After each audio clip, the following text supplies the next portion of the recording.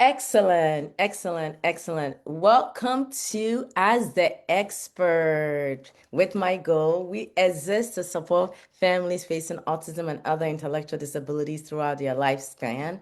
It's yours truly, Dr. G, and I'm here with an amazing occupational therapist. I'm going to do a quick intro of her, but before I do, I also want to recognize our Haven International programming and team from Ghana who've joined us in our Zoom room. So if you're watching us on YouTube later, I want you to know that Haven is an amazing organization in Ghana, part of the MyGo family and doing some really amazing work in supporting our individuals with special abilities in Ghana. So I just wanted to just make sure we note that too. So havenint.org is our website.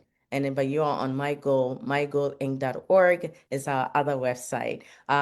We simply do this Ask the Expert program because we really believe that we can learn a lot from those who are in the field, those who are working with our children on a day in and day out, and not just children, also adults. And honestly, this particular topic that we're doing today applies to all individuals of all abilities. Some of us are very sensitive to some things, and we really don't understand why. So anytime I'm thinking about sensory, I always go to my occupational therapist. I will tell you that my background is pharmacy, but whenever I'm with other healthcare professionals, I want to be almost pretend to be like them, right? And when I met occupational therapists and understood what they do and how that impacts our children and also individuals of adults with sensitivities, you will understand why you have those sensitivities, and you're going to hear a lot about that. So Tosin Adegboyega is part of our professional advisory board with my goal and Haven International. And she's been working with us quite a number of years now. She's done a number of presentations for us quite a bit. And every time I talk to her, I'm amazed on how much I'm learning. So when I asked her, hey, would you be willing to do a topic for us? She says, sure.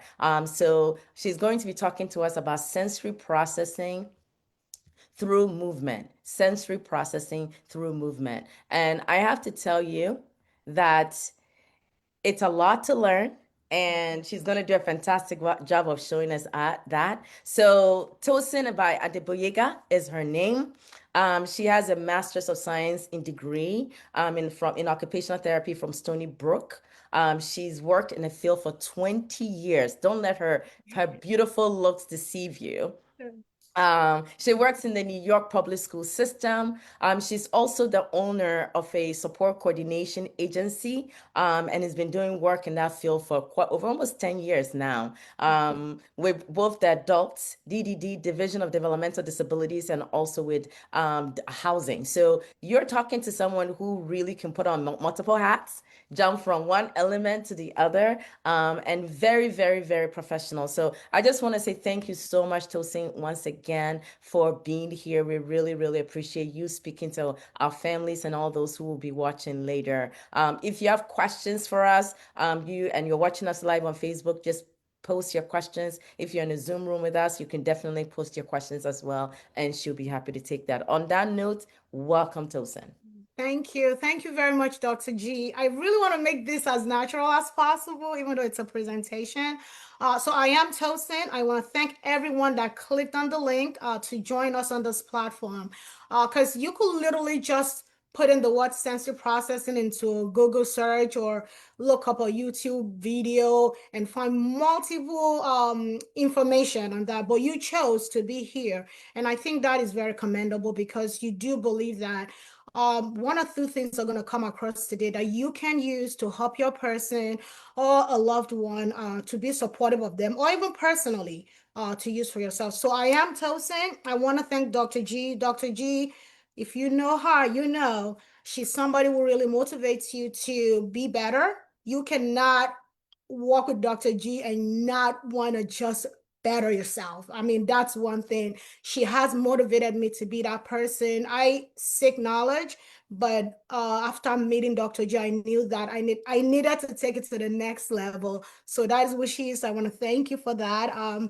For making us a better person, everyone that is in our circle. Um, So what do I do now? So let me tell you a little bit about myself. So of course, Dr. G said I've been an occupational therapist for 20 years, but 18 of those years has been with school age children. That would be kids in kindergarten through fifth grade. Um, and I've done that in a public school setting, not a private setting. But I do see people outside of school setting also. Um, Quickly, what is occupational therapy for folks that may not know? We are healthcare professionals that help people learn skills in the area of everyday life. So if there's something that you do, whether you're a parent or a teacher, engineer, or just a student, and you are struggling with a particular skill set that is meaningful to you, meaning that you not being able to do those things really takes value away from you. We are the people that can come in with a multiple background in education and just analyze and tell you what you can do to be successful at that task, or other ways to adapt it so that you can, to some extent, be able to maximize your ability in that task. I'm going to try to slow down because I do have a tendency to like speed up. Dr. G, do you want me to like go few slides and pause? That's Or fine. just okay. I think it's better that way because that way it's gonna be a little bit conversational. That's fine. Also, I'm a functional medicine practitioner. What that means that is I went to school for a year to learn holistic health, meaning how the body mind functions together. We need to understand that human beings, we're not a simple machine, we're a complex machine. So when something goes wrong in one area, there are other things that may be contributing to that. So it's not like a light bulb switch when you turn it on and then you flick it back down and that's it.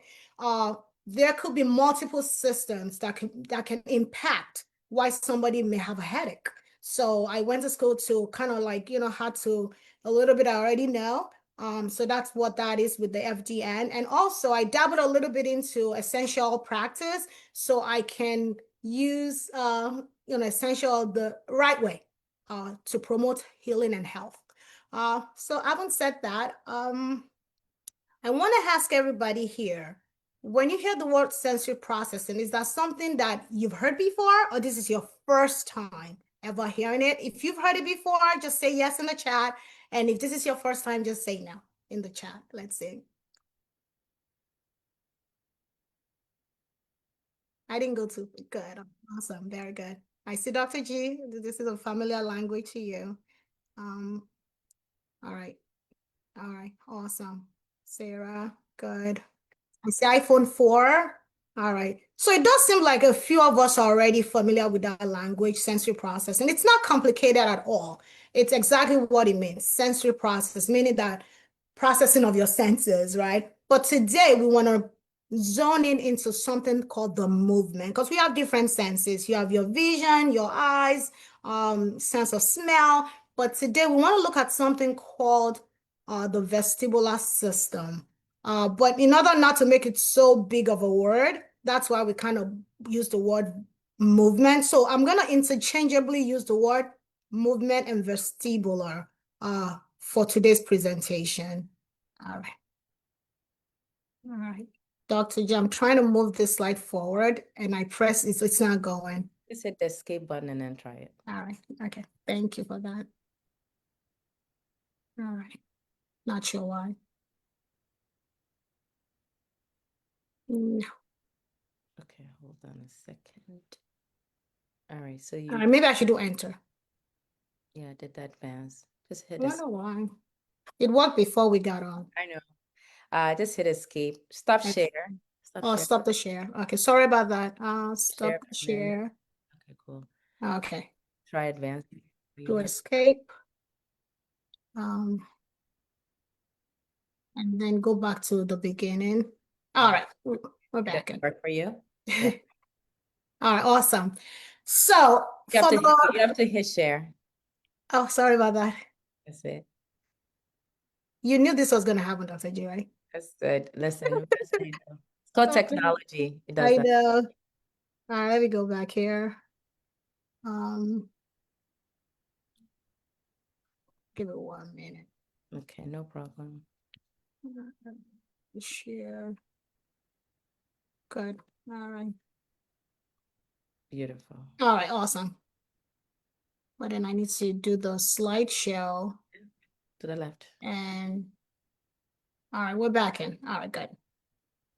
All right, so for everyone here today, I do hope that by the time we're done with this presentation that you would have learned how to be able to assess sensory processing through movement, meaning that you will be able to either your loved one or just, anyone that you may think may benefit from this to kind of check how they process information, meaning the movement system.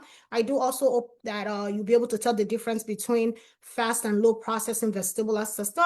Also that you'll be able to demonstrate to some extent what you can use to meet a need.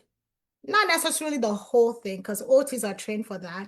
But like when you run into a child or a person and you're like, you know what, I see some processing difficulties here. What can we do right now that can help and provide some kind of relief? So that's what I hope that together we'll be able to do that. So before I dabble into other things, I figured that we should explain certain terminologies because oftentimes I actually learned this more recent that it is possible to talk to an unknown audience. So you kind of talk through everything, and then by the end of it, and you're like, okay, guys, and everybody's like, they're clueless about what you're saying. So I figured that it would be nice that I just talk about a few terminologies so that when I say it, you kind of like remember what it is. So occupational therapy, I already mentioned, we are healthcare professionals. Our key responsibility is to narrow down what the skill is that the person is lacking in order to fulfill a particular task and to see if there's a way we can adapt it if we cannot restore it. So there's possible to restore a skill. And if we can, maybe we can actually just adapt the person's environment to meet the need. Vestibular, it's housed in the ears. I'm going to show you a picture in a little bit, but it is the sense of movement and it helps us to understand. In this case, we're talking about children. It helps us to understand where we are in space.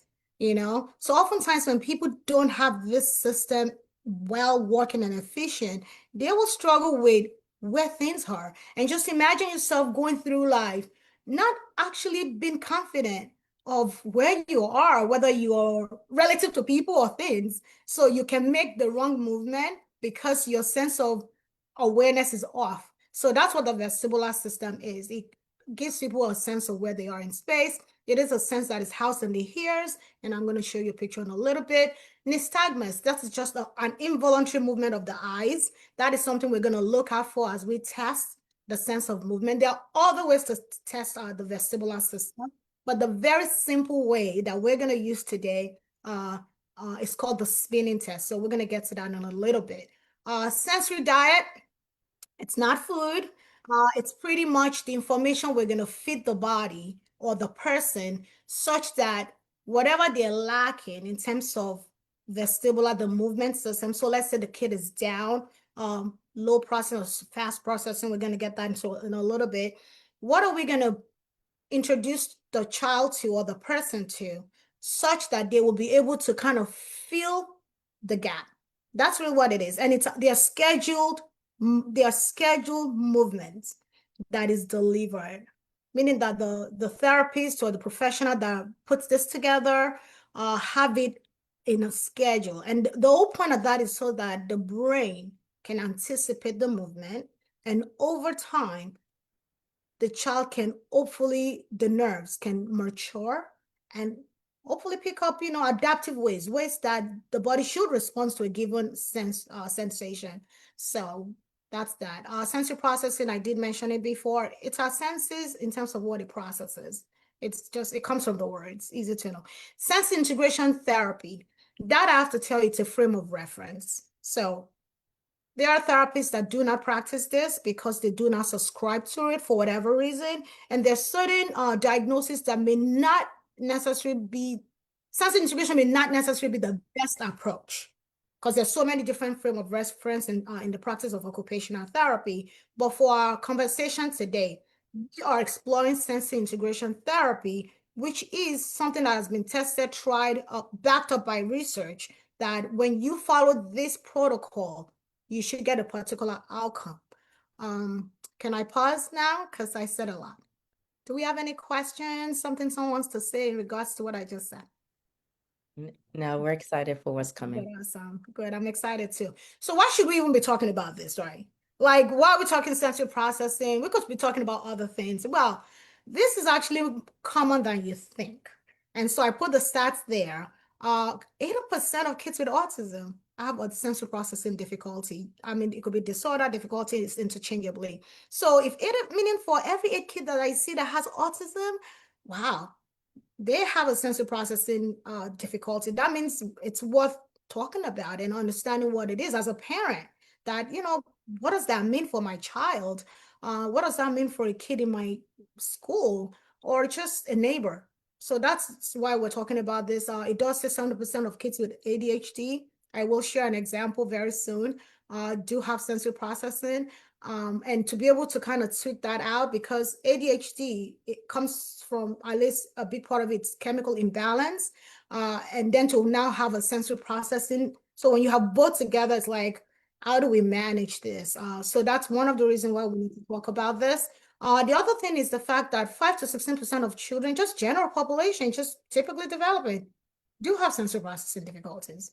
And then, of course, kids that are gifted, this kids, they're thriving, they excel in all areas of life, but they do have that also. So that is really why we want to understand it, know the things we can do about it, or even just make people be aware that, you know what, like Dr. G mentioned earlier, we all do, your tag bothers you, you can't tolerate eating cold food and things like that. But like I said, we are focusing on vestibular system today, the movement component of this. Yeah. Good. Like I said before, the vestibular system, it's housed in the ears, somewhere there, and it controls the system of position in space. That's all you need to know. We don't have to get into the anatomy of the ears and things like that. It's housed in the ears. It gives the child a sense of where they are, the direction, how fast, how slow they're going. All right. Now, I brought up this picture to let you know that the vestibular system has another system that's like a neighbor to it, and that is the visual system. The sense of vision and the vestibular system, they cross pathways, neural pathways. And what that means is if something goes wrong in the vestibular system or the movement system, you can see it. Chances are it might show up in vision. It doesn't mean it will, but chances are that vision may be impacted.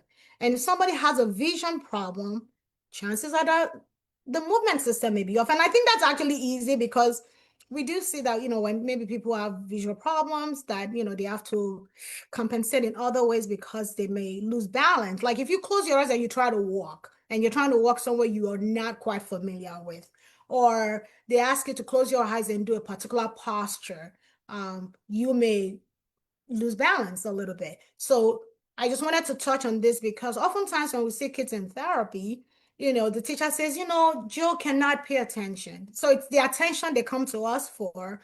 But as a therapist, that's kind of like a light bulb saying, check vision, check vestibular, because those two systems, they cross pathways to kind of see how that is impacting the child's ability to attend.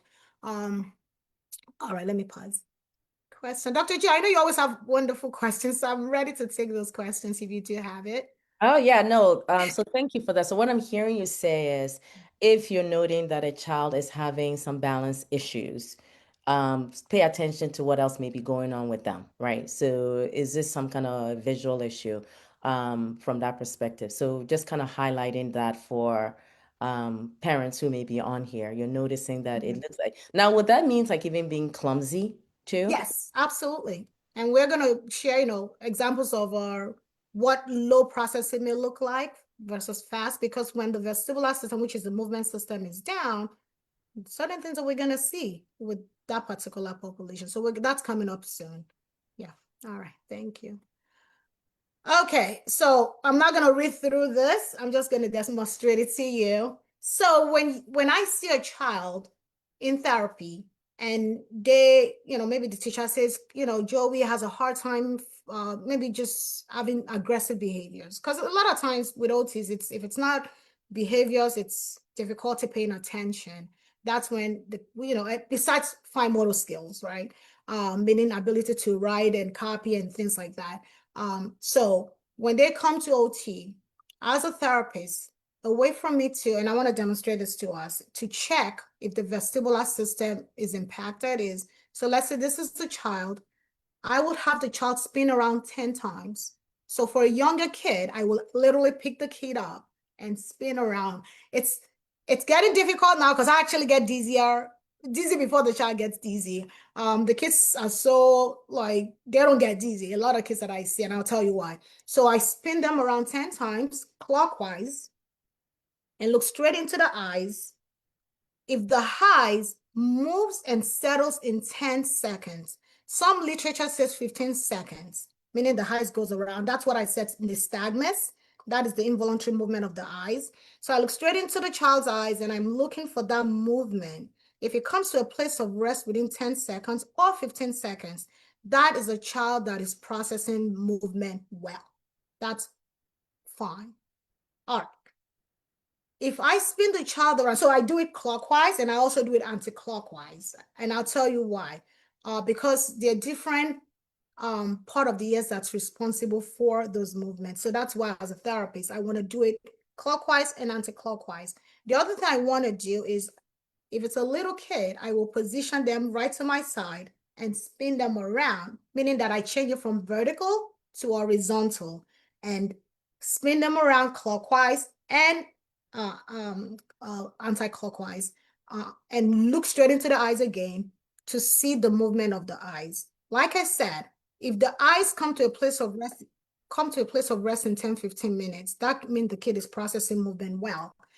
If the kid's eyes does not move, meaning I look and the kid is like, great, need some more, that means the kid is low processing. The movement that I give the kid is not being registered by the system. So I may do it even faster.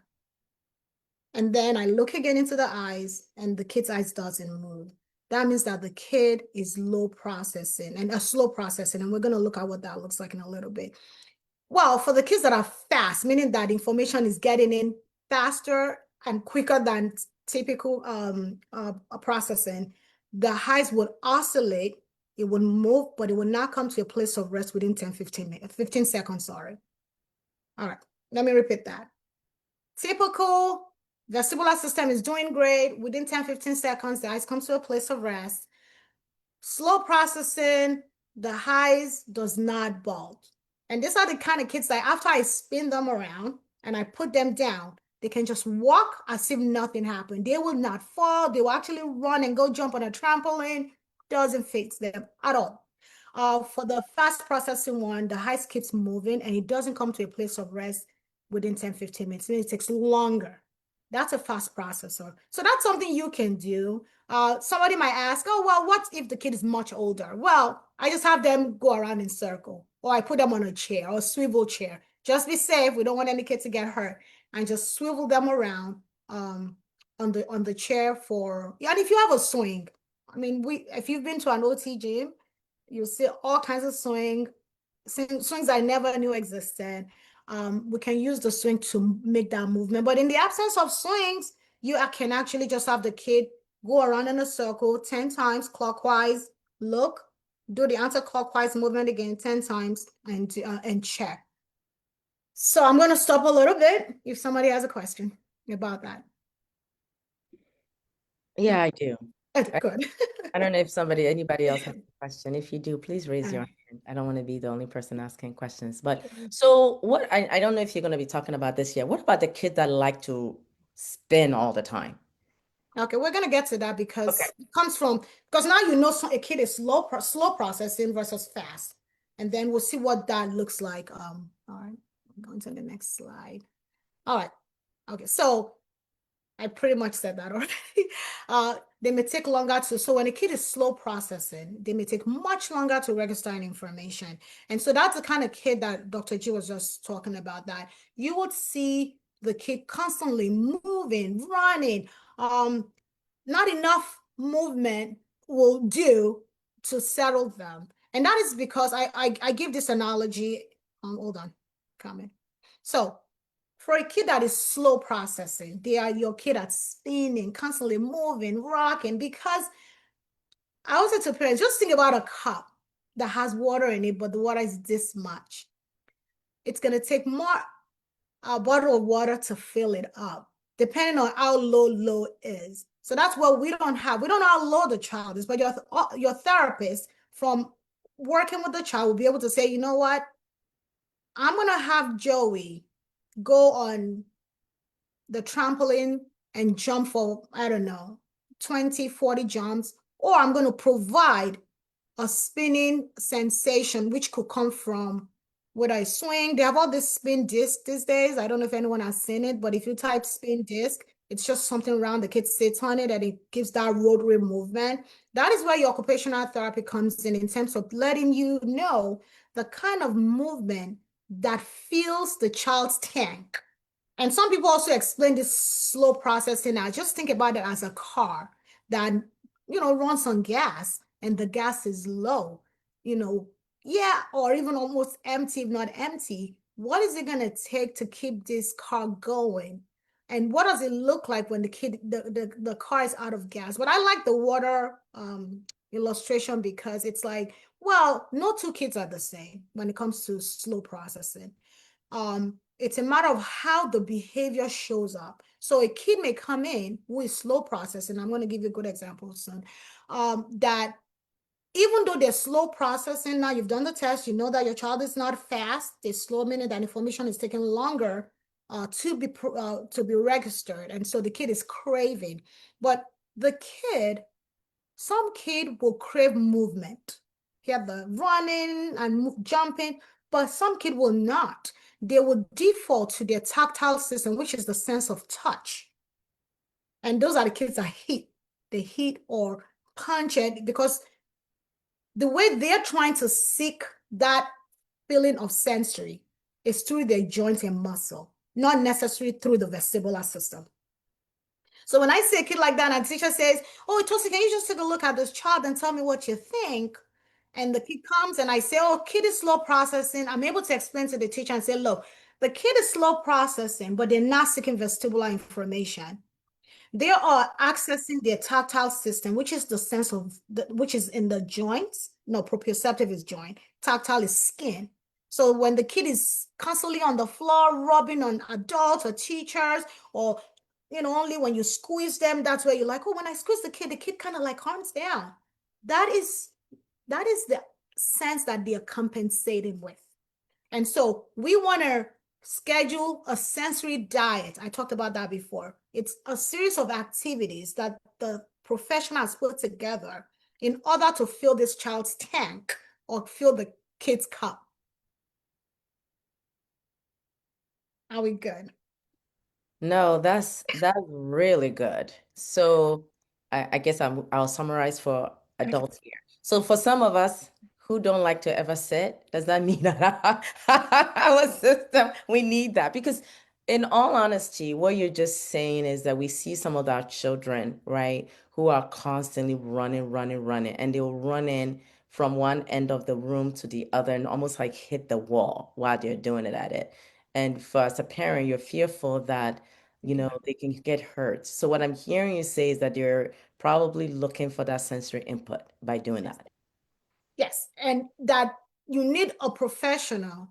Some parents do it well. They just observe the child and they're like, oh, he likes this, he likes that. But this is where OTs come in. They can identify the system that the child is compensating and seeking input from, and then they can give you suggestion on what to do. For example, a kid that I recently worked with, kid just moved over to our school, and kid is biting, ripping the shirt open and everything. And so when I took the kid into OT, I was able to call the teacher's attention that this is not the kid is low, right? Low processing of vestibular. However, the kid is anchoring in on the joint, like biting things down. So what we agreed to do, and I don't want to jump the gun with all the things that we can do, is to say, okay, how can we calm the joints and the muscle? Because the kid likes to be on the floor and he likes to bite. So what we decided to do is to provide the child with something called the weighted vest, because that will provide the sensation to the skin, and then we're going to do also and joint, skin and joint. So the weighted vest we're going to talk about in a little bit as I show you some of the examples that I have here. It will cater to the joints sensation, which is the proprioceptive. That's another big word, but you don't need to know that. And the tactile system to provide the calming sensation so that the kid can actually be organized. So we got that information from the vestibular that when this kid is disoriented and not able to know where they are in space or be aware. It's more of self-awareness, taking all information in. Their sense of movement is giving us information about how the behaviors we're seeing. And so we're able to put in the weighted vest and the brushing protocol. I will show you in a little bit what that is, so that the kid is getting the scheduled intervention. Spoke to the parent also that this is what they're going to do at home, and we're going to watch the kid for the next 4-6 weeks, and then reconvey and get input on. And then there are data. We have data to follow. It's not gut instinct like, oh, I feel. It's like, okay, on day 1, this is what the child did, and then as a team we're able to look at it and say, okay, what do we need to tweak? Do we need to go for more weeks? And there are times when the sensory system will just dull things out, meaning that it doesn't respond anymore. So we can know if we need to take things out and restart it a couple of weeks later. Because the whole thing we're trying to change is how it's the nervous system. We're going to play games with the nervous system. So we try to measure how the child presents in terms of behavior with the interventions that we are given. Yeah. So this is what a vestibular system, your child is having vestibular slow, what is this? Sorry. Slow processing of vestibular looks like. I have difficulty sitting, bumps into furniture, constantly moving, because they're trying to fill the gap. They're trying to feel what's missing and to get to a regulated state of mind. But there's other things we're going to try today. I'm going to move to the next one. This is what we call the signs your child may be overwhelmed. Well, I use the word overwhelmed, but it's really fast. So think of a child with fast vestibular processing or movement processing as a child that the cup is already full. It's on overload already. And now, what are you going to do for it to spill over? Because the spilling over is what we don't want. We want to get the kid to balance. So a kid that is fast processing will be a kid that everything is coming in too fast, that they have no time in between to kind of slow down. We see that with ADHD a lot. The kid is, even in their speech is so rapid and not spaced out. The heart moves too fast, too quick. It's crazy. But in terms of behavior, these are kids that may not move because, just think about it. If you want to pick up this cup, you don't want it to spill, right? So you want to be super careful. So the kids, I always give example, like when you see a child, I'm going to go very low, like 2-3-year-olds that they like, parents were like, oh, he's so calm and so quiet. That kind of child could be a child that is not, they don't know how to. It's not like they just quiet. It's just that they don't know the process, the sequence. What do I need to do from point A to B? So because I don't know, I'm just going to stay put. I'm just going to stay put. But everybody's like so quiet, so calm. He's the most quiet kid and so peaceful. Yes, we love peaceful kids, but kids are supposed to explore. That is what they do. This is children. They explore, they get into things, they bang things, because that exploration is what builds skills. So when you see a kid that is just laying low and laying put, that may be a red flag that I wonder how this child's processing is. That's something to check out. And this kind of kids, they get dizzy easily because they're already spilling over in terms of sensation. They get dizzy easily. So it's not unusual when you spin them around that the heights go so fast. You're like, oh my God. You got to actually be very careful when you do the test with them. They don't like to get hurt, they're too careful because they can't, it's too much. Little is too much, and anxious, you're upset, with sudden movement, anything that is not predictable, you have the startle reflex. You can see that with kids like this. I don't know if somebody wants to share what they've seen, just everyday life when it comes to fast processing. There's a question in the chat that says, Okay. please, how can I use everyday activities such as playground time to provide vestibular input for my students? Yes, we're gonna touch that in a little bit. Okay, just hold on. Thank you. So now we know what slow processing looks like. Your slow processors are your learning, banging into things, constantly moving, can't get enough of movement. The fast, not necessarily they don't explore. And if they do, it's often like if there's a sudden movement, they startle. They startle. Like even the school age kids that I see, sometimes I just clap neck to their ears and the kid is like they flinch over a sudden movement. All right, let's move to the next one. All right, so I think what happens is if I don't touch this, Dr. G, quickly, this happens. So I have to try to go out and come back in. Hold on. Stop sharing. I'm gonna stop sharing and all right, let's do this again.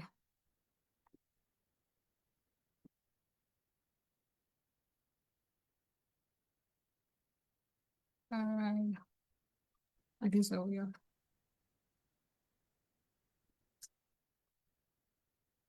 Okay, good. What did we do wrong now? Dr. J, I need your help. I went out because what happened was I think because I didn't touch in a long That's time. fine. You just have to hit the escape button, remember? Escape again. Yeah, there you go. Yeah. Screen has stopped. Okay. All right, let's try this again. Yeah, sometimes depending on where your system is, it will not advance when you're advancing it. That's right. Upgrade. Okay, then do this. Yeah, there you go. And then All right. And then I'm just gonna move it forward. Okay, awesome. All right, here we are. So we talked about, so that the test I showed is called the spinning test, by the way. Okay.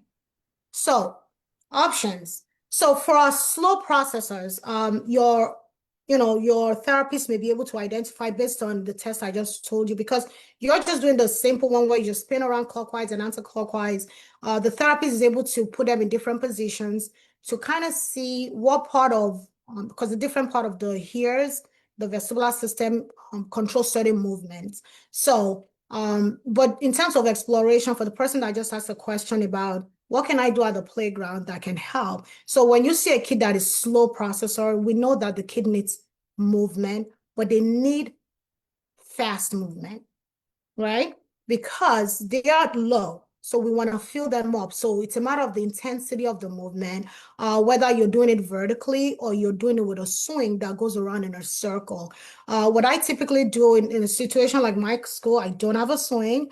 One of the things that I do is I do have a mat on the floor, and then I have the kid roll from one end of the mat. I may make it longer. So I might put two mats together like a yoga mat. So I make the kid run from one end of the mat and roll to the very end, but I pair it up with an activity. So it could be, let's say the kid is working on letter recognition, or maybe the kid is learning how to, spell the letters of their name. So I may put all the letters of the child's name on one end of the mat and then put a magnetic board on one end, and the kid would have to take each letter. I may call it out, depending on what you're working on. For this kid, let's just think just picking up the letters of their name. So pick up the letter A, they roll all the way to the very end and put it on the magnetic board.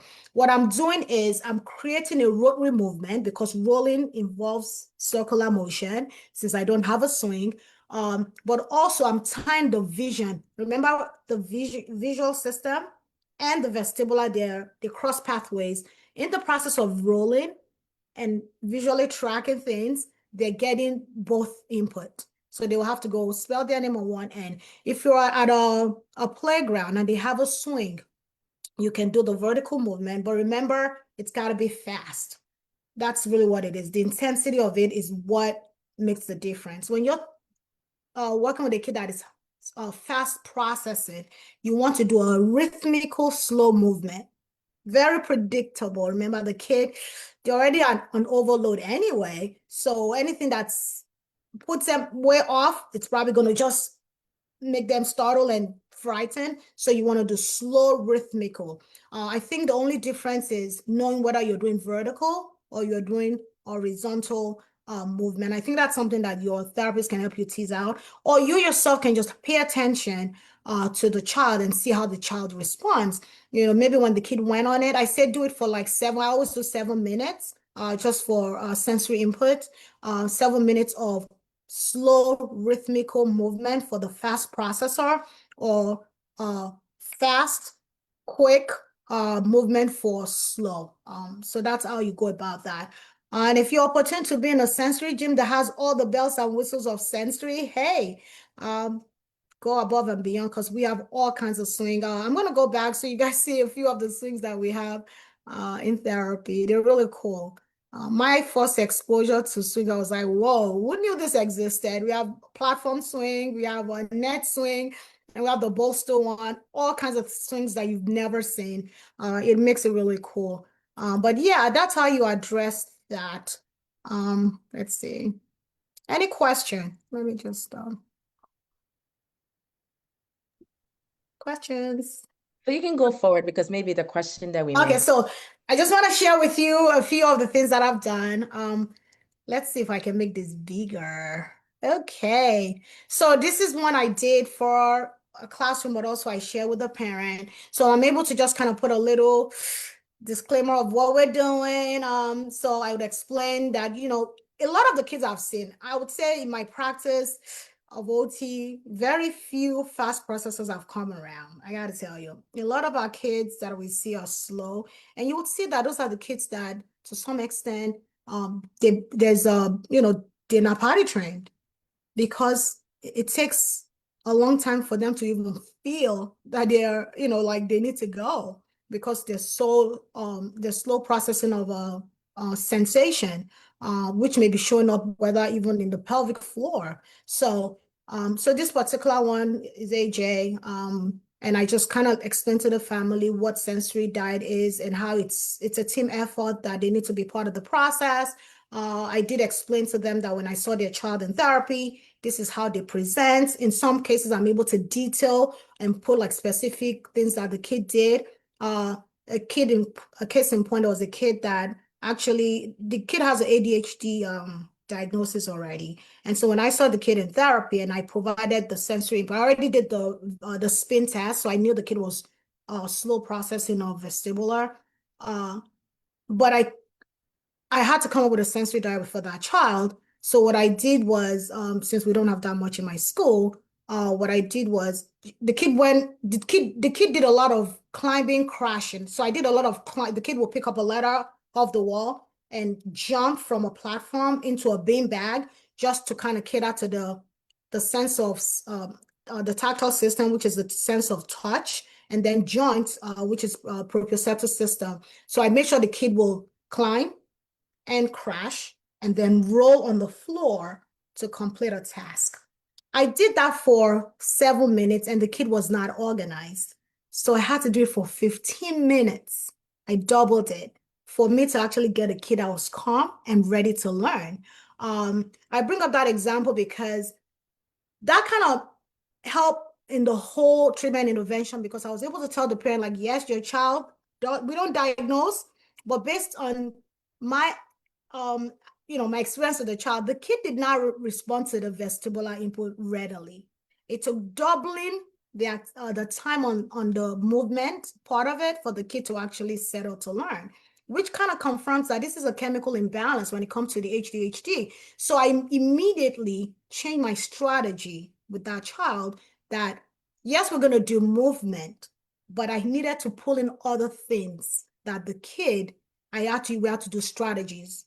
Things like I had the kid, anytime the kid came in, I will have the kid write what the 5 things they're going to do in OT. So it will be crash and jump and roll. That was the first activity. So the kid had to like list. So with ADHD, if you know, it's too many things coming to the child in terms of information that they cannot organize their thoughts. So they're very scattered. very, very scattered. I want to jump, I want to sit, I want to write. It's just very scattered sensation. So the first thing is, okay, you're in OT. Let's organize your day. So 5 things you're going to do in OT. I'm going to climb, jump, crash. That's number 1. Number 2, I'm going to do my floor exercises.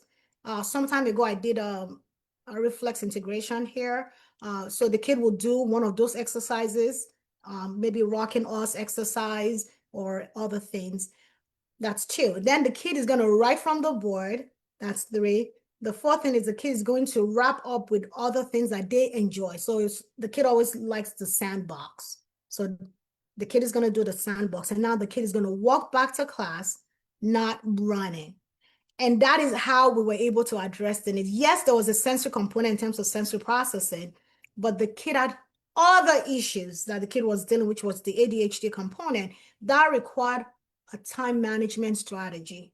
So I just bring up that example to say that the vestibular system shows you the processing, but there are other things that might show up, but it helps you to kind of organize what you're going to do with the child. So in this particular one, this was a kid that had a slow processing of information, but also had difficulty with movement, but they call it gravitational insecurity. The kid could not go down the stairs, gets super agitated, sweaty hands, freezes his joints. So where we're going to start with the teacher was, okay, the kid is going to have a planned scheduled activity such as getting the kid to lay on their back and counting to 10.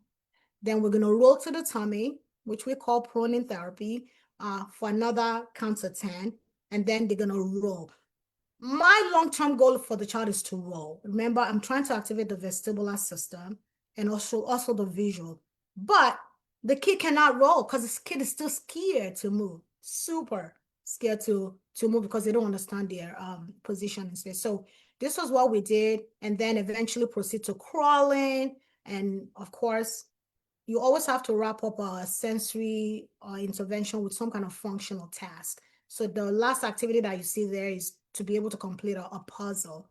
But this is a sample sensory diet in terms of, it doesn't always have to be vigorous movement. It's really to look at what the child is struggling with and look at the best way to deliver those movements and build up on it. And of course, I did note that I noted that this has to be done with supervision. All right, I'm going to pause. Do we have any question? I said too much. No, it's fine. Yeah. There was a question about Okay. a slide with the Okay. ear. So I don't know if you can go back to that.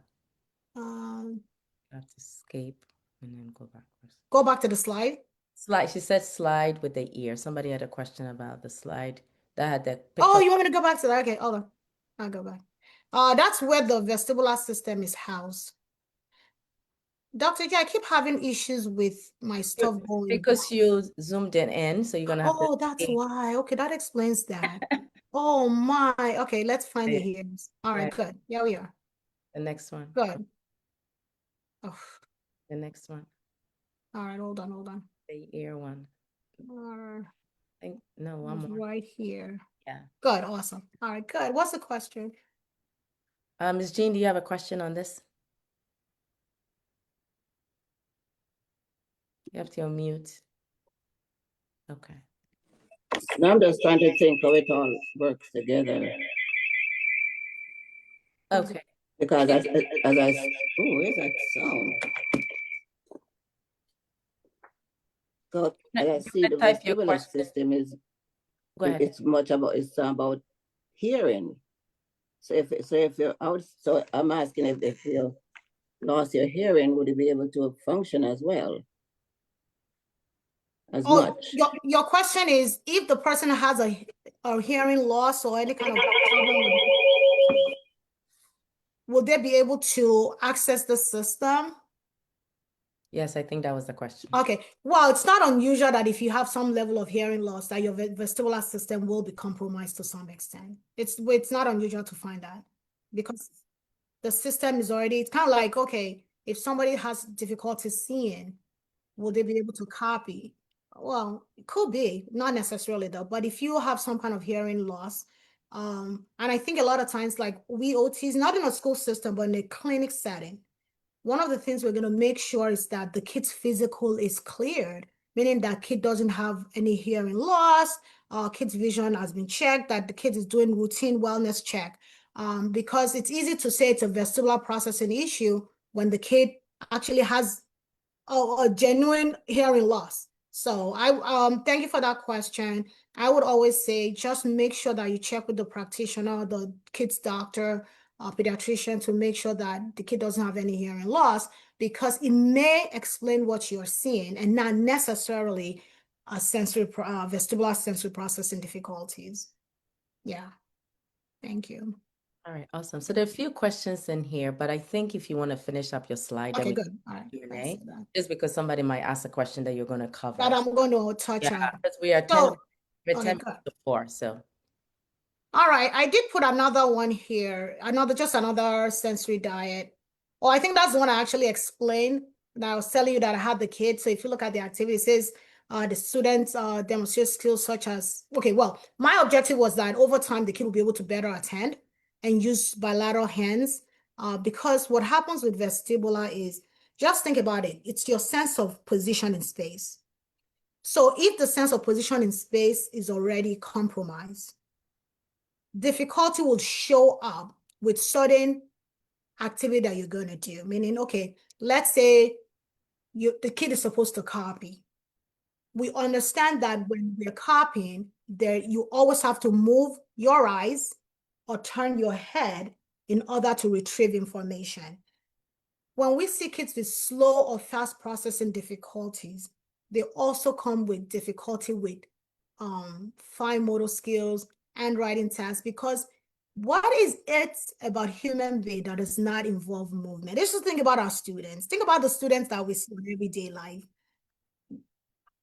What percentage of the activities they engage in does not involve movement? Pretty much everything, from gym to classroom tasks to just general play. So this system can impact anything. So this particular kid, I did explain before, was the one that had both ADHD and sensory processing difficulties.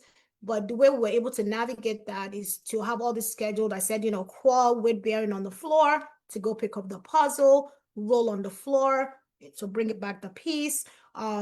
So we incorporated movement into the task the child was doing in order to be able to, of course, stay regulated, but also doubled up.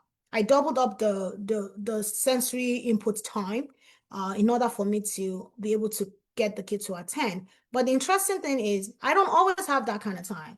So sensory input typically 7 minutes.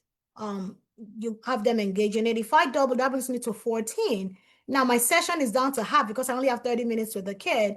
So that's why it was so necessary to use other strategies besides sensory integration, because sensory integration is what we're trying to use. But then I quickly pulled on another treatment modality to do that.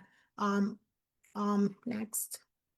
And I wanted to share something with us. Hold on, I had to reduce the size. Hold on.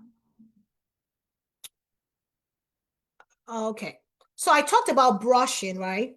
Brushing is a tool that we use in order to calm the sense of touch. So we already know that the kid, some kids do present with vestibular movement difficulties, but it may be showing up in them touching everything, being on the floor all the time. This is a protocol that can be used in order to calm the sense of touch. And I can't go into details about this, but if you talk to your therapist and just say, I do need a brushing protocol for my child, that I seems to enjoy putting their body on things, or they love to touch things, or they like to be on the floor, that is what you're seeing as a parent. Your therapist can put this together. Pretty much it's a little brush, and it has to be done based on the schedule. So with this particular child, we were supposed to monitor it over 4 to 6 weeks because, behaviors take time to change. And so we're able to put a schedule where the kid comes in. Hold on, let me make it bigger, closer to you guys. So once the kid is done with breakfast, their para brushes them, or whoever the person that is assigned, they brush them at 10:30. So it's every 2 hours that they do the brushing. Again, we're trying to make an impact on the nervous system. And so I've said this here before, the skin is the largest organ, right? The largest organ in the body. And so what an awesome way to impact the nervous system is to brush it into some kind of organized sensation. So that is what this is. Any question? I think you should finish up and then we'll take all the Okay, questions. good. All right, awesome. Yeah, because Oops. Oof. Okay, this one. Okay, all right. I didn't do the, what's it?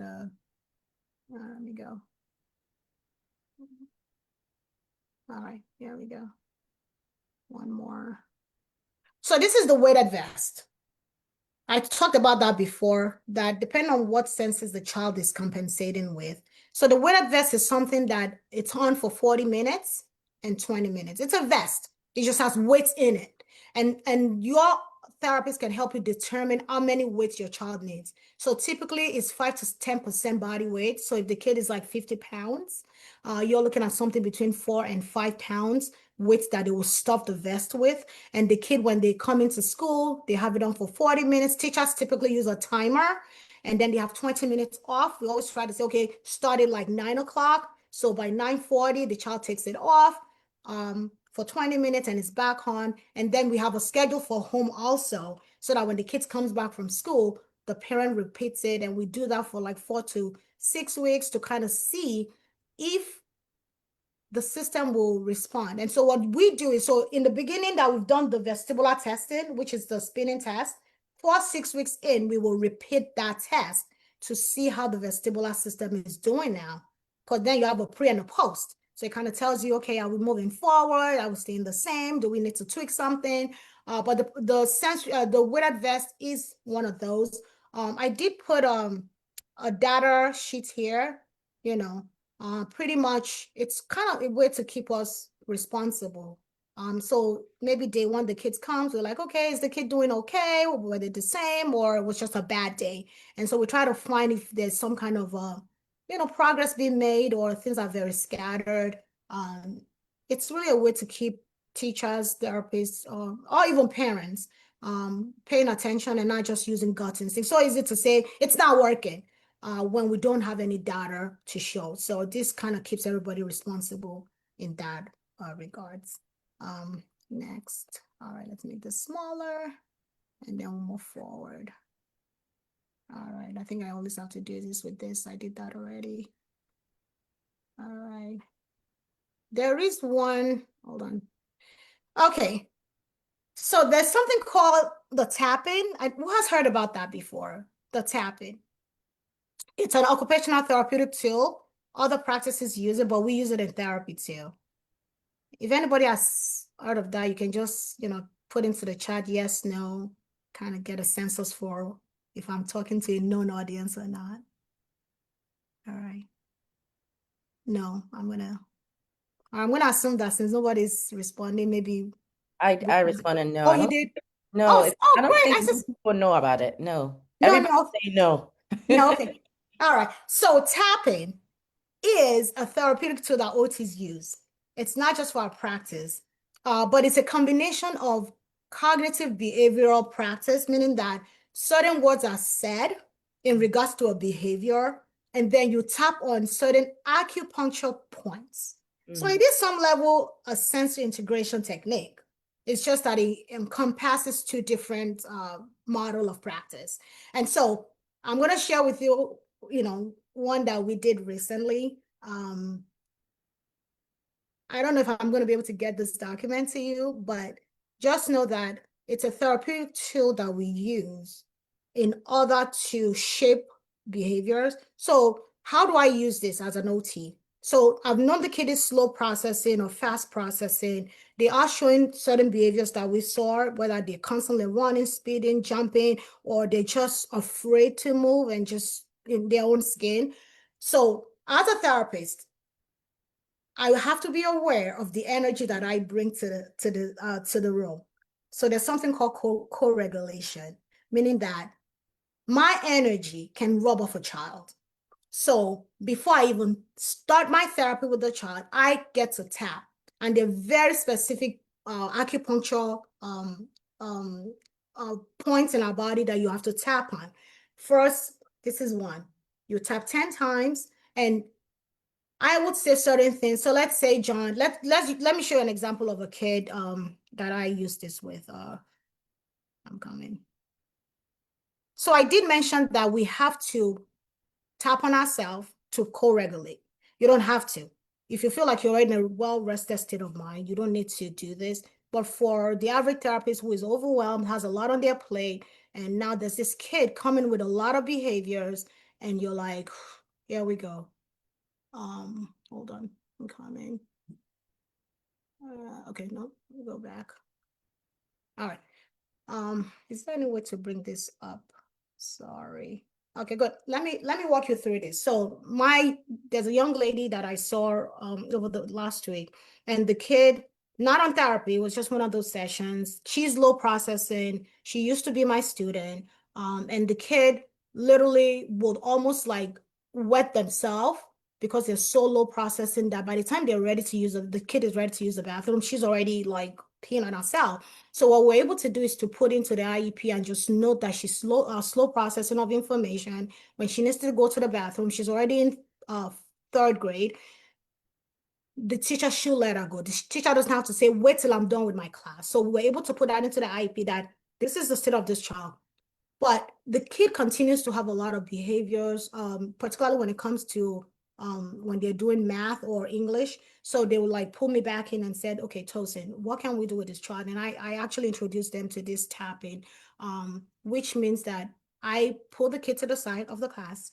I sat with the kid on the floor, and I taught the kid how to tap on the side of their hand.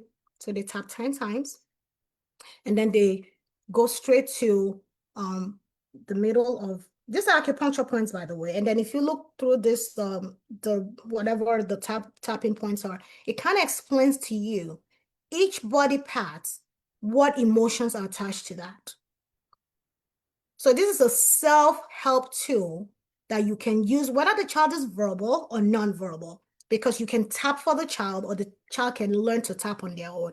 It's kind of like deep breathing, but a different kind. And so the kid learns to tap on the side of the hand, they learn to tap on the forehead, top of the eyes, side of the eyes, under the nose, under the chin, right here, the collarbone, and then they tap under the armpit, and then of course on the top of their head. If a kid is able to talk, like the one I was working with, the kid was able to say things like this: even though I feel silly in my body, I will remain calm. So the kid taps, I will remain calm. I will listen to my teacher. I will, be a good student. And you don't need to believe it, because they're like, oh, do we have to believe this? Because people do ask that question. Do I have to believe in the things I say? No, you don't have to. Years of research shows that the acupuncture points that is being tapped on and the words that are being said will reshape the nervous system, particularly the amygdala. So the amygdala is like the fire alarm of the system. A lot of kids that we see that have attention issues, bouncing, jumping around, those kids have difficulty with their amygdala, so it's hyperactive. That's one thing that research shows, that they are hyperactive, they can't settle. But when the kids do this tapping, the kids are able to, they're able to come to a rest. And they were able to see that when they checked their cortisol, when they checked the cortisol level of this population, they saw it drop. So this is not any creepy thing. This is pure science, that when you're working with a child that is dysregulated, whether from a vestibular point or anything, that you can engage the child in this kind of therapeutic intervention and you can see changes. So now we have the swing, like I told you. Figure out what your child is slow processing. All right, we're going to do fast movement breaks. However, you also have another tool, which could be the weighted vest, the brushing, or you could use tapping, whereby the child is being trained on how to tap on 3 different, actually 8 to 9 different body parts. If they have words that they can say it, and if they don't have words, they still can tap regardless. And we can begin to see kids calm down and attend. All right. That brings me to the very end of my presentation. Hold on. What are our takeaways here? The vestibular system plays a huge role in learning, because in order for our children to learn, they need to know where they are in space. The system is tied to the visual system in terms of its neural network. And so when we see a dysregulation in the vestibular movement system, chances are the visual field may also be impacted. And then that we can ask our OT, how does my child process information? Oh, slow, fast, or I don't know. Because remember I said sensory integration is the model of practice. It's a framework. Not all therapists subscribe to it, because some may not be trained in it and they may not understand it. So they can say, oh, I don't use that model of practice. So if you will run into someone who uses it, you can say, hey, how is my child processing information? Or you can do the spin test, which is basic, but there's more advanced way to check that. The sensory diet, like I said to you, those are things, scheduled movement. It doesn't have to be vigorous, depending on your child. That's going to help the child retrain their nervous system so they can improve function. Sensory diet is not a one size fit all. It's not.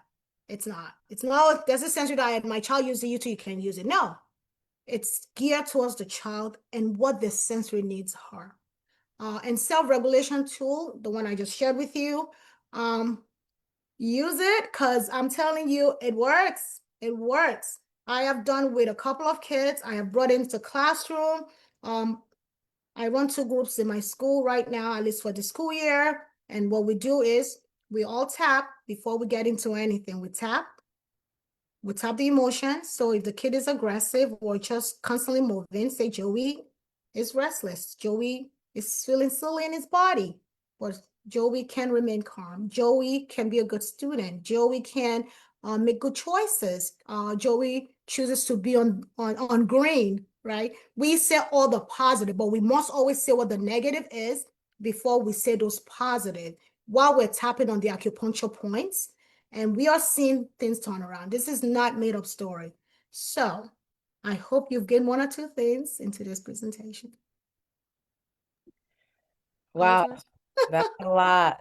Thank you Yeah. so much. So I'm going to read some of the questions, and for the folks that are on, if you want to, mute yourself and ask your question, you can do so. But in the question here, and Yes. it was, how often, I think somebody asked the question, how often should a child engage in vestibular activities and for how long? I don't know if that came up at all, if you answered. Okay. So there's not one size fit all, like I said. But typically, so depending on what we're looking at. So I always say, talk to the teacher or talk to the parent. For example, one of my kids that I had, the teacher said, once you come back from the cafeteria in the morning, the kid just dives into this maladaptive, we call it. That is when a kid is engaging behavior that does not conform and disrupts. So we put in a movement sensory diet stuff for the child, for when the kid comes right into the class, that the kid will engage in those series of movement. And then the teacher also mentioned that when it's ELA time, English, what's ELA like? What is that? English language something, but it's pretty much it's more like English learning, not math, that the kid will also put up those kind of behaviors. So we scheduled it for right as the kid is coming into class. Kid detours, there's a corner it's a sensory corner, the kid goes there. We actually support with vision, like pictures taken of him, of the things that he needs to do, and he goes there to do it, and he does it also before ELA. So it's not one, it's when is the behavior taking place? And if we know what the triggers are, that's even better. I mean, what causes this child to behave a certain way? So it's not one size fit all. Talk to the teacher, the parent, and see where the child is getting dysregulated, and then we can just plug it in. Yeah. Awesome. Grace, you had a couple of questions. Did you want to unmute and ask it, or you want me to read it? If not, I will read it. One question from her was, do children with higher sensory processing have deficit with their balance and coordinations? Absolutely. I think we actually saw that in the statistics that gifted and talented kids, they see it. The kids, they struggle with sensory processing. The only way to know is just do the test and say, hey, let me just check something out. Spin around 10 times, look straight into the eyes and see if the eyes jerks. If the eyes doesn't move, I mean the kid is low processing. And if the eye moves too fast and doesn't settle in 10, 15 seconds, I mean the kid is I would think kids with like gifted and talented will have more of the fast processing. At least that's what I would think, because their brain is moving too fast to slow down. But I have no research with that, so yeah. I All have right. no research to support that. So then her second question was, at what age can a child be affected with sensory issues? Thus, does it get better as they grow? It's chilled. I would say even from utero, because the whole sense of vestibular movement, it's from utero. It's not when the kid gets here. Kids that are exposed to any kind of trauma or just, on what's it, eventful childbirth can have their vestibular system compromised. So it's not any particular age. What was the second part of the question? Would they grow? Would it get better? Mhm. It's chilled. If we expose it's chilled. If we expose them to those sensations that they're down on, we follow the protocol, we can reassess to see how the system is doing. Yeah. Yeah. My question to you is, it sounds like when you gave the statistics, 80% of individuals with autism have some kind of a sensory processing Uh, this, dysfunctionality, right? So is it prudent for if a child is diagnosed to then do an OT assessment or evaluation? Absolutely. I think that's very key to say, just take a look, right? Let the OT take a look and say you don't need to worry. There's no hurt in having a professional who understand the system to take a look and say, hey, rest. You don't need to worry about that. So yeah, absolutely. And you also commented, thank you for that answer. You also commented that even kids with ADHD, so not necessarily they have autism, right? Oh no. Also can have this. So what would be the recommendation for a parent who knows that their child doesn't sit, they're having attention issues? Could they get an OT evaluation done as well too, right? Without necessarily having to medicate. Okay, all right. So yes, they can, but here's the thing with insurance. You will know this, Dr. G. If your child's challenges or difficulties does not show up in function, Mm. they're like, oh, so why are we doing this? Like, why are we doing this? So, like the kid that I mentioned before that they had pulled me in to take a look. The kid is good with all areas of OT related school function skills. In fact, I discharged the kid. So the only thing, even though the kid had sensory processing difficulties, it wasn't impacting function. However, their social emotional was getting in the way of classroom function. So that's when I was pulled in, like, okay, well, we think it's sensory. And then you said, yeah, she has slow processing, but the slow processing didn't affect classroom. Remember, yeah, she had a hard time going to the bathroom, but that's nothing to do with education. So that's why I was able to use the tapping tool. I did not get the kid on my caseload. No, no one is going to justify that. So Mm. I was able to use the tapping tool as a self-help skill on the side of the child without providing a skilled OT intervention. So to answer your question, if a child has ADHD, the parent wants to explore occupational therapy, I think what you might run into is when the insurance says it doesn't show up in function. Mm. I think that's where your back may be against the wall. And you may actually use these tools that we talk about and say, you know what? Can I just get a sensory diet as a recommendation? See, therapists can give a recommendation of a sensory diet. They don't have to provide a skilled intervention in order to see a child for services. Yeah. Okay, that's helpful. So you don't necessarily have to be in therapy, but I think the key point here is that the evaluation, so we know what the issue is, and then being able to integrate that. So that goes me to my next question, which is, what can parents do at home for their child? So you were talking about weighted vests. What if the child doesn't want to wear a weighted vest, but they Could we use a weighted blanket instead? You're But right what about other tools can we implement at home? Yes, you're right about that. I have come across a couple of kids that they do not want the vest. We did come up with a plan whereby, okay, you don't have to wear the vest now, but the kid can get familiar with the vest. We will put the vest next to them. We would have them carry the vest. We would hopefully try it for a few minutes. But in a case where a child will not tolerate the vest, then a weighted blanket could be helpful, or a weighted what's it, a stuffed animal. They have those these days. It's everywhere generically. You go to Target, the kid can have a particular stuffed animal that they like that it's weighted. So we could use one of those things. All right, excellent. And I think that's what, for the sake of time, there's one last question here. Can, I guess, these interventions or strategies be implemented or practiced with an individual like 23 years or older? And how effective would it be compared to a child? I would say children are more resilient. So when we use this in the intervention, we're more likely to see changes quickly.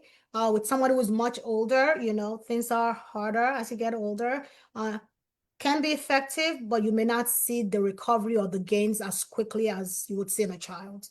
Yeah. I see. Somebody commented about the tapping strategy that this probably can help with adults with stress. Oh, absolutely. I was gonna do it here. Like I was gonna do it. I'm like, okay, let's all tap. Typically you can actually, I want to challenge everyone here when we're all done, that you can just go sit in your couch, think of something that's weighing on your mind. I don't know what that's for me. What would that be? Oh, getting through this presentation. And just name it. Name that emotion. Name that burden. And say to yourself, this is my true state. This is my true state. And tap 10 times. And then go on to say, all right, now that you have acknowledged your true state of what you're feeling, I'm feeling overwhelmed, then you can tap right there and just speak some positive things. Well, you know what? I am overwhelmed, but I have a lot of support. I can use the help at home to get things done. Well, tomorrow is Monday and it's Columbus Day. We have no school, so have more rest time and just walk through. And before you tap, you can ask yourself, how do I feel? Maybe on a scale of 0 to 10, you'll probably feel like 8. By the time you're done tapping, I assure you, your 8 is going to turn to something like 2 or 3. I've done it. I'm a testament to it. And the fact that you don't have to believe in it for it to work and the research behind tapping, it's just impressive. It Awesome. is. So if somebody wanted to learn more about that, because I know the screen is small, what would they need to do? Can they Google it and say Just what? type, well, the full meaning of tapping is called emotional, emotional freedom technique. And you can put occupational therapy into the Google. It's not an OT intervention. It's a borrowed practice. So I wouldn't say I can't claim it as OT, but we use it in OT. So if you put emotional freedom tapping and just put in whatever you want to use it for, whether you want to use it for pain management, you want to use it for emotional anxiety, whatever it is, but we can also use it for kids with sensory processing. Yeah. Oh, wow. Oh, I always learn something new every day. So I'm going to go find this thing. But I Thank can, it's you. really just And helped. please let me know if it worked. I absolutely. I think it's really a function of self-talk and also Yes. really affirmation, right? Yeah. Speaking But life the in. acupuncture points, because that's someone's like, well, you can just, well, how is that different from talk therapy? Well, the acupuncture points, each of those points, they synapse to a particular part of your brain. Mm. That's the difference. I see. Yeah. I see. Wow. Yeah.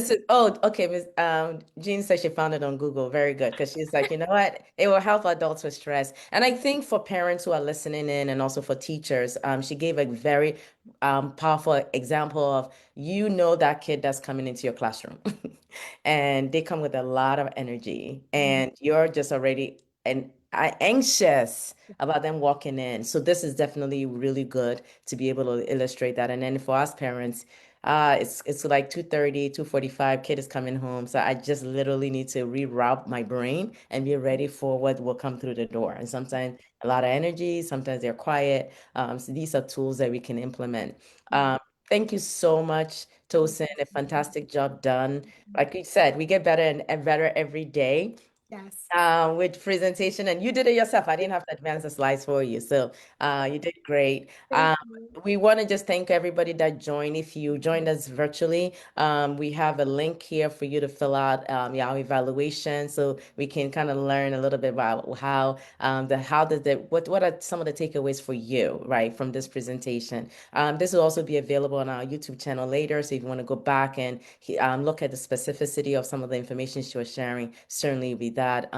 Once again, we really appreciate you, Tosin, for being here. Thank you all from the Haven International team from joining us in Ghana, from Ghana to join us. And I know you can apply these principles there. We really, really thank you. And if there are questions or additional questions you're not clear about, Tosin is happy to take it. We can share that with her. Email us as info@mygoalinc.org, info@mygoalinc.org. We will take and forward that information. If you're interested in some of the content she shared and you need a slide, email us at info@mygoalinc.org and she'll be happy to share it. And if you do have a topic area that you think you want to learn more from this amazing OT, send it to us and she will be happy to have her come back. Once again, she's part of our professional advisory team with My Goal. And like I mentioned at the top of the hour, she is also an owner of adult services programming from DDD. So if you're an adult and you get DDD services, support coordination, that's one of her area of expertise. So Tosin, once again, thank you so much. We are appreciative of your time and all that you did. And it didn't show at all that you were nervous. So yeah, so super Once I glad. tapped them, it's good. You did obviously work. So the testimony is there for that. So once again, thank you everyone for joining us. We're going to have our next Ask the Expert is coming up next month. It's also another professional advisory board member that's going to be talking about evaluations, assessments, the power of that. So Laurel Levy going to join us in November. Let me just quickly tell us what date. November 9th. November 9th, same time, same place. You're going to learn it. So look out for our flyer. Laurel Levy is a learning disability consultant who we used to work in one of the school districts in New Jersey for some of the Haven International team. Some of you may have met her.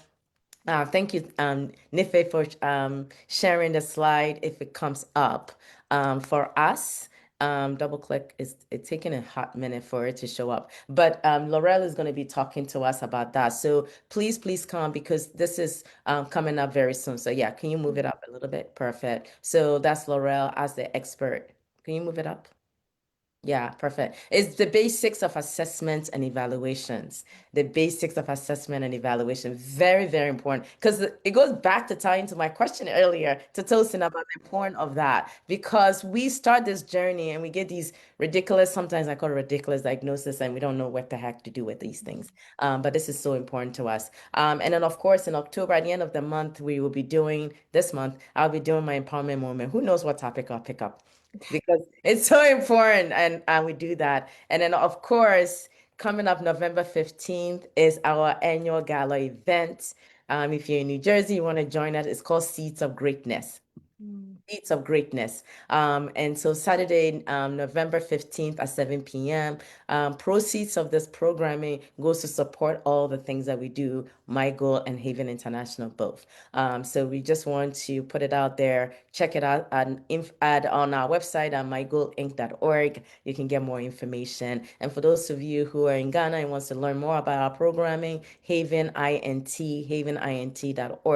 You'll learn a lot about our programming there, especially our STEM programming. So once again, thank you so much. My goal is this to support families facing autism and other intellectual disabilities throughout their lifespan, and we bring these programming to ensure that families are empowered, our teachers are knowledgeable and competent, and can give the best to our students. So once again, thank you so much. Have a good night, everyone. Thanks for joining and join us for other programming. Bye-bye now. Thank you. Bye-bye. Bye.